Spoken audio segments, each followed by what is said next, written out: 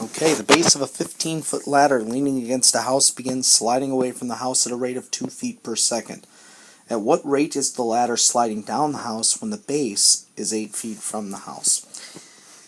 So again, we got to do our dreads. And first D is draw a picture. Well, we got a house, we got a ladder leaning up against it. I don't usually like to do too much labeling of the picture, but I am going to make one label, 15, because the length of the ladder is not changing. So I'm just going to put that in there. Next, what do we know? Well, let's label this y, let's label this x. We know that dx dt is 2 feet per second. And again, the reason it's 2 is because this length, this x length, is getting longer as the ladder slides away from the house. Now, if you want to think about that, then y, as the ladder slides away, y should be getting smaller. Now, we're looking for dy dt. I'm going to put that over here. dy dt is what we're looking for. But I'm just going to make a little note. It should be, when we solve, it should be negative. Okay, now the one other thing you could label here is something about this 15. You could say something about, naming the z or something. dz dt is 0 because the length of the ladder is not changing. That might be helpful.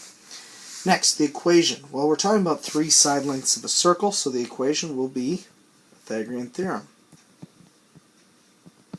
Now, this is one spot where you could plug in a number, because again, 15, the hypotenuse, is not changing. The length of the ladder is not going to change. You could plug that in for z right now and have x squared plus y squared equals 15 squared, or 225. Next, the derivative. Well, derivative of x squared with respect to t is 2x dx dt. 2y dy dt equals 2z dz dt. And if I was doing this the other way, over here I'd have 2x dx dt plus 2y dy dt. Derivative of 225 is 0. And notice that right here, dz dt is, we said earlier, was 0. So we're getting the same thing. And that's why you can plug in those static things that their rate is 0 right away. Well, we start plugging in what we know. We know the base of the ladder is 8 feet from the house, so that's x. dx dt we said was 2.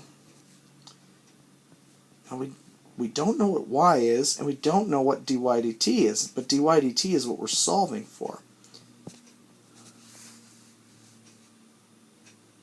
So the question is, how would we get y?